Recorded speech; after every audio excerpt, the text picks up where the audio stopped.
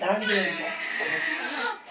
mà giờ nó có thế nó sẽ một bài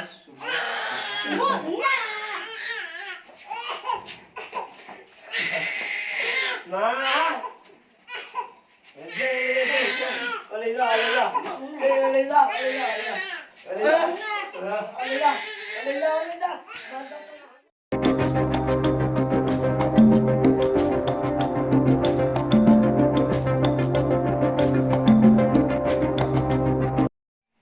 nhớ rõ này nếu nó bây giờ thấy với rằng quý vị chỉ còn nửa xe đấy hãy xây rồi chả nữa rồi đấy bà xây nữa từ cứ nó cứ từ cứ hụ qua cánh nó nhiều một hụ nhiều một hai nữa nữa nên nó sẽ bà xây đấy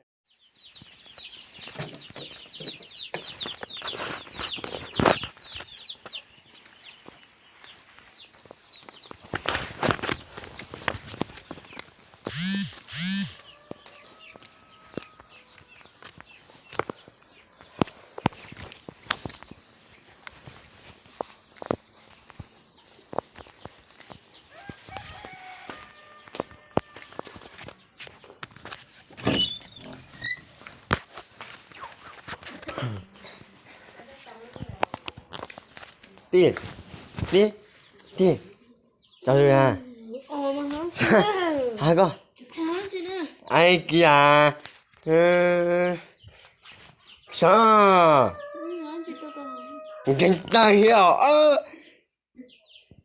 sao ai còn mà ha ơi tại là gì cô chỉ có mua rồi什么摸个包呀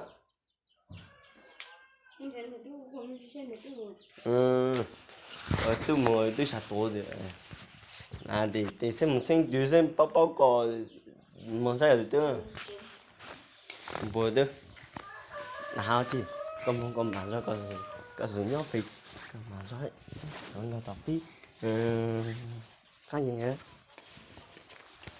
Đó, có chân gì?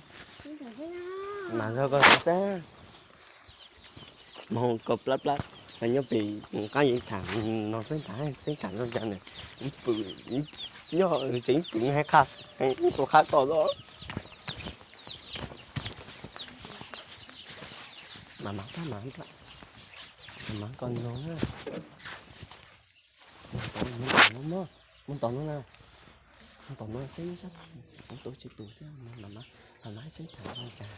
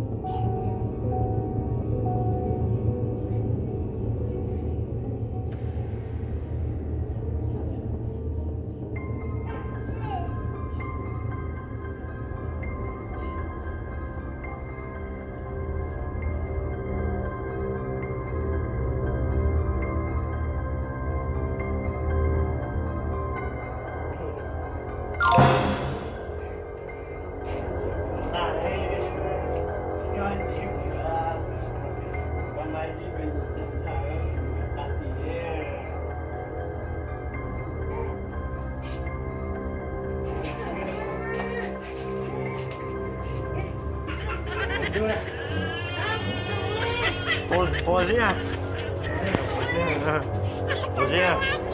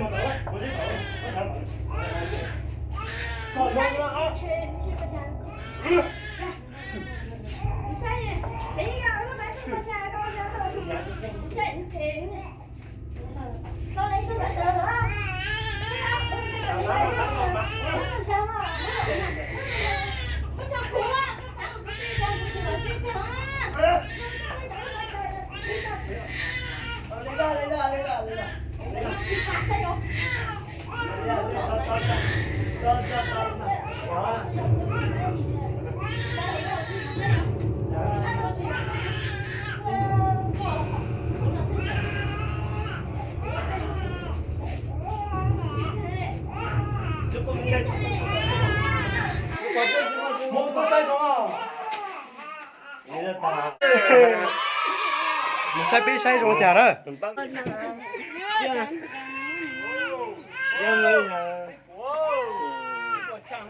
Dân là rất tiền, giá chỉ cái cắn tôi. Họ giá rất tiền tôi, nó là giá tiền giá tuổi.